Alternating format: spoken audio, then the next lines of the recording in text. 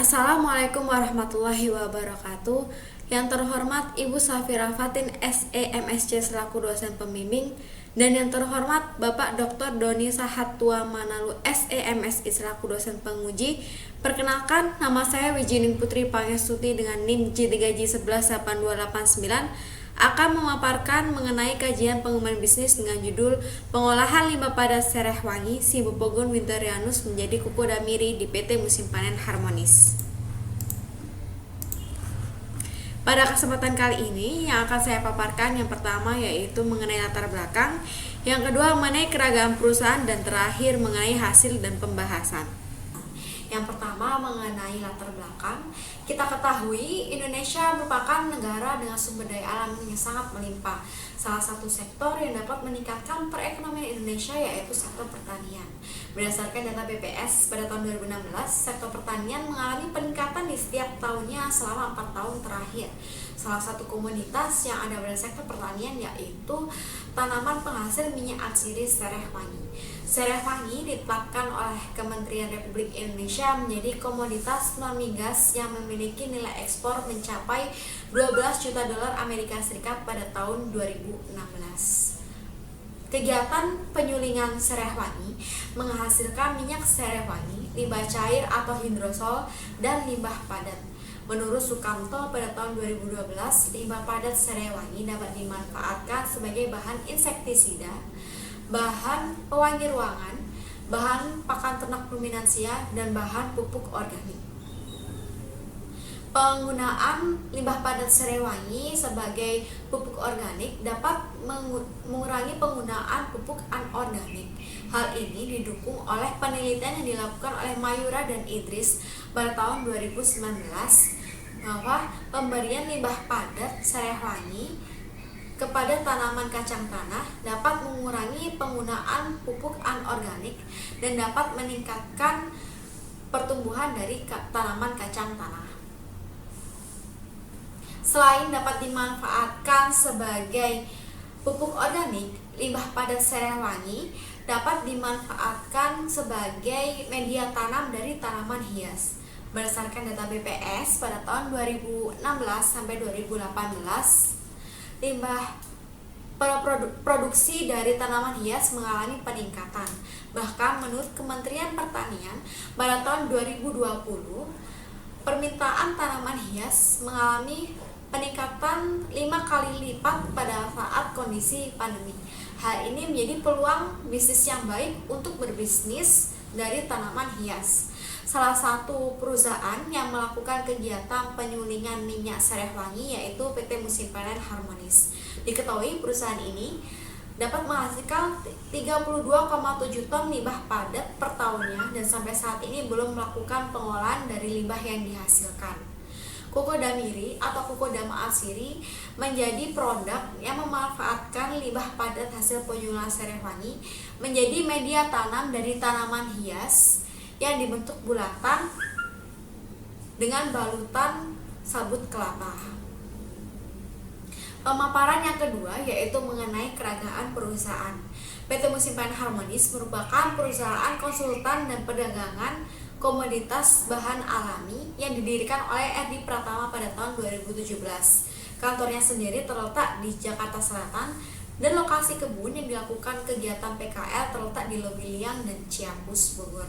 Tujuan didirikan perusahaan ini yaitu untuk membantu industri kimia aromatik dan farmasi untuk mendapatkan bahan baku alami yang berkualitas dan berkelanjutan melalui pemberdayaan petani. Adapun struktur organisasi dari perusahaan ini yaitu pada perusahaan terdapat CEO dan COO, kemudian di bagian produksi terdapat mitra produksi yang terdiri dari petani tetap dan petani harian.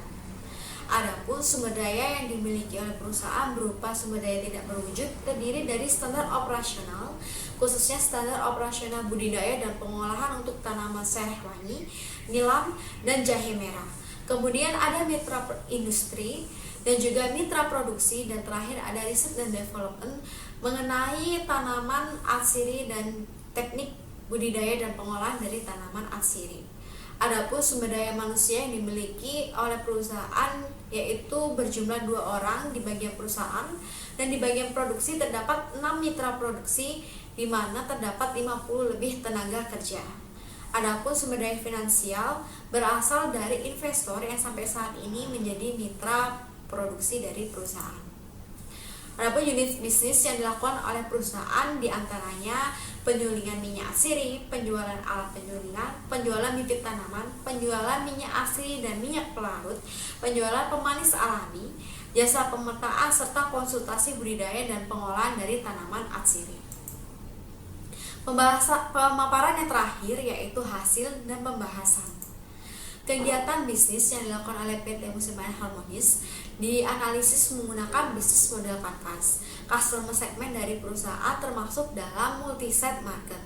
Perusahaan menjadikan industri dan petani sebagai sasaran pasar. Nilai yang diberikan oleh perusahaan kepada konsumen yaitu bersifat performance, yaitu dapat meningkatkan hasil budidaya dan pengolahan melalui riset yang dilakukan oleh perusahaan dan jasa konsultasi yang diberikan oleh perusahaan. Kemudian nilai yang diberikan kedua yaitu getting the job done melalui sistem kemitraan, aplikasi keterlacakan dan juga teknologi drone. Perusahaan dapat mempermudah kegiatan budidaya dan pengolahan dari tanaman atsiri.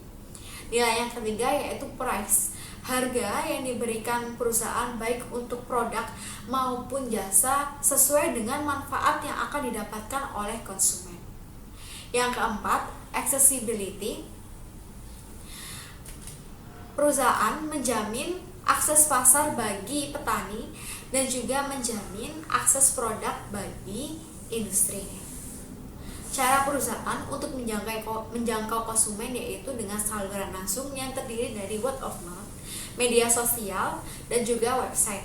Untuk menjaga hubungan dengan konsumen, perusahaan memilih hubungan jangka panjang dengan memberikan pendampingan budidaya pasca pembelian bibit dan memberikan gratis ongkos kirim dengan minimal pembelian 5 kg minyak. Adapun kegiatan bisnis yang dilakukan oleh perusahaan yaitu ada kegiatan produksi, kegiatan pemecahan masalah, dan kegiatan jaringan. Sumber daya yang dimiliki oleh perusahaan yaitu sumber daya tidak berwujud, sumber daya manusia, dan sumber daya finansial. Untuk melancarkan kegiatan bisnis dari perusahaan bekerja sama dengan pemasok input, mitra produksi, dan juga mitra pasar. Biaya yang harus dikeluarkan diantaranya yaitu ada biaya variabel, biaya tetap, dan biaya lain-lain. Adapun penerimaan yang didapatkan oleh perusahaan yaitu dari penjualan produk utama dan penjualan produk sampingan serta jasa. Analisis BMC pada PT Musim Panen Harmonis dilakukan evaluasi dengan mengkombinasikan analisis BMC dengan analisis SWOT sehingga dihasilkan ide pengembangan bisnis dari strategi kelemahan dan peluang, yaitu melakukan pengolahan limbah padat sereh wangi menjadi kuku dan miring. Ide pengembangan bisnis ini dianalisis lebih lanjut baik secara non-finansial maupun secara finansial. Secara non-finansial dianalisis menggunakan bisnis model kanvas. Adapun customer segmen dari pengembangan bisnis ini laki-laki maupun perempuan berusia 20-24 tahun yang ada di Kota Bogor dari kalangan menengah maupun ke atas yang memiliki kegemaran untuk merawat tanaman hias. Nilai yang diberikan dari pengembangan bisnis ini adalah newness, uniqueness, dan price. Pengembangan bisnis ini menciptakan produk baru yang belum ada di Kota Bogor, yaitu produk Kokodama, produk tanaman hias yang baru yang belum ada di Kota Bogor. Kemudian, produk Kokodama ini memiliki keunikan karena bahan bakunya berasal dari limbah padat sereh wangi, sehingga menjadikan produk yang bernama Kokodama Asiri atau Kokodamiri. Berdasarkan hasil survei, sebanyak 40% konsumen menginginkan produk Kokodamiri dihadirkan dalam bentuk DIY kit. Harga yang ditetapkan per boxnya yaitu 60.000. Dalam box ini, konsumen akan mendapatkan tanaman dan tanah, koko fiber, tali rami, benang jahit, limbah sereh wangi, dan panduan pembuatan. Untuk kemasan dari bibit tanaman dikemas menggunakan polybag dan bagian atas dilapisi dengan kardus yang melingkar yang berfungsi untuk melindungi tanaman agar tidak patah pada saat proses pengiriman. Setiap bahan yang ada pada DIY kit dikemas menggunakan plastik, kemudian diberi label dengan nama dari masing-masing bahan. Kemudian semua bahan dikemas menggunakan kardus dengan 2 lapis dengan ukuran 25 dikali 18 kali 7 cm.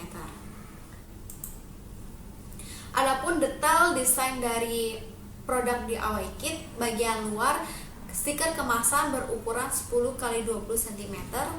Kemudian stiker pada setiap bahan berukuran 4 kali 4 cm dan panduan pembuatan berukuran 14 kali 14 cm.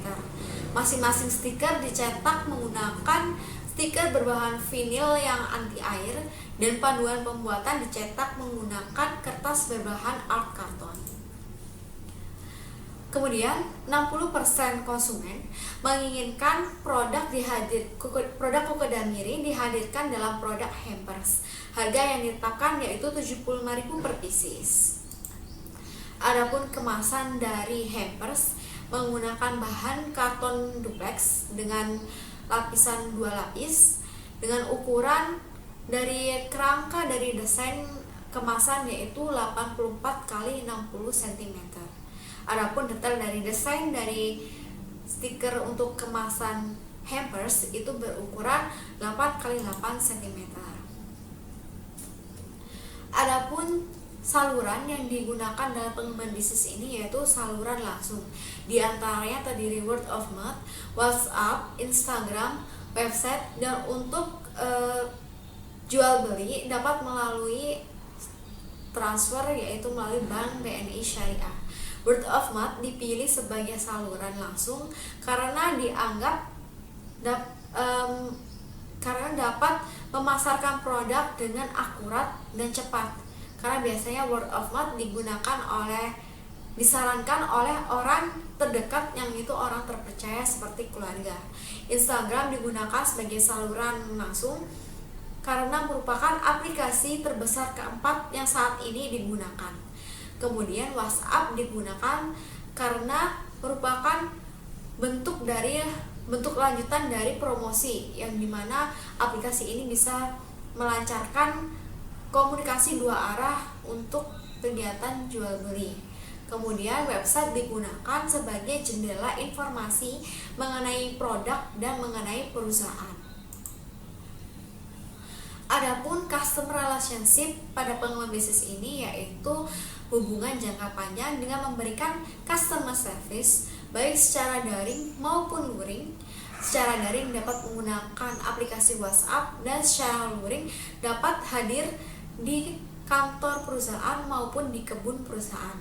Kemudian memberikan garansi pengiriman berupa pengembalian uang pembayaran jika terjadi kerusakan produk pada saat produk sampai di konsumen. Penerimaan yang akan didapatkan dari pengembangan bisnis ini pada tahun pertama berjumlah Rp52.260.687, sedangkan pada tahun 2 sampai pada tahun kelima sejumlah Rp209.42.746. Adapun sumber daya yang dibutuhkan dalam pengembangan bisnis ini, sumber daya fisik membutuhkan peralatan, bangunan greenhouse, dan bangunan ruang paranet. Adapun sumber daya manusia yang dibutuhkan yaitu 1 pekerja tetap dan 2 pekerja borongan. Adapun finansial yang dibutuhkan oleh perusahaan berasal dari modal pribadi. Kegiatan bisnis yang dalam pengembangan bisnis ini diantaranya ada kegiatan desain, kegiatan pembuatan Kokedamiri, kegiatan perawatan Kokedamiri, pengemasan Kokedamiri, dan pemasaran digital. Kegiatan pembuatan Kokedamiri dalam 1 tahun sejumlah 3.056 Kokedamiri. Hal ini berdasarkan dari permintaan dan penawaran tanaman hias di Kota Bogor. Adapun perencanaan jumlah produk pada tahun pertama untuk produk hampers berjumlah 428 pieces, sedangkan untuk produk DIY kit berjumlah 336 box. Pada tahun kedua sampai pada tahun kelima, produk hampers sejumlah 1.711 pieces Dan untuk produk di AW Kit berjumlah 1.345 box. Adapun biaya bahan baku yang harus dikeluarkan pada masing-masing produk yaitu sejumlah Rp19.303 dan Rp24.477. Untuk melancarkan kegiatan pengembangan bisnis, perusahaan dapat melakukan kerjasama dengan mitra produksi untuk menghasilkan bibit tanaman dan memasok bahan baku utama yaitu limbah padat serewangi.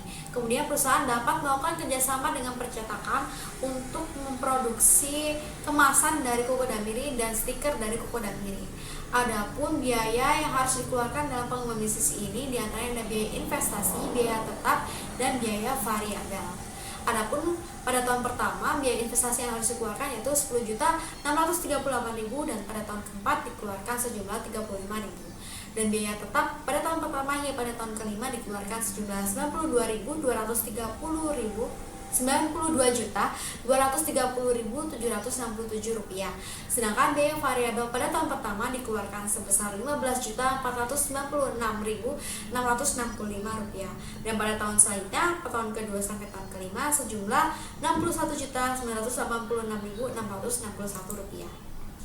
Kemudian secara finansial, pengembangan bisnis dianalisis dengan beberapa analisis, diantaranya ada analisis laba rugi yang menunjukkan pada tahun pertama perusahaan mengalami kerugian sebesar Rp55.745 dan pada tahun kedua sampai dan kelima perusahaan mengalami keuntungan sebesar Rp54.551.192. Pada tahun pertama, perusahaan mengalami kerugian dikarenakan terdapat kegiatan persiapan bisnis yang menjadikan kegiatan penjualan dilakukan hanya selama 3 bulan. Kemudian dilakukan analisis selanjutan yaitu analisis kelayakan investasi, di mana terdapat beberapa kriteria investasi. Pengembangan bisnis ini memenuhi kriteria kelayakan dari kriteria investasi. Kemudian dilakukan analisis switching value, di mana perubahan yang dapat ditawar oleh perusahaan agar kegiatan pengembangan bisnis ini tetap bisa berjalan dengan lancar, yaitu penurunan penjualan maksimal sebesar 17,82% dan kenaikan harga input maksimal 609,49%. Adanya pengembangan bisnis menjadikan penambahan di beberapa elemen bisnis model kanvas pengembangan, yaitu di antaranya ada di customer segment, customer relationship, value proposition, key activities, key resource, key partner, revenue stream, dan cost structure. Demikian hasil kajian pengembangan bisnis yang dapat saya paparkan. Mohon maaf bila ada kesalahan. Terima kasih. Wassalamualaikum warahmatullahi wabarakatuh.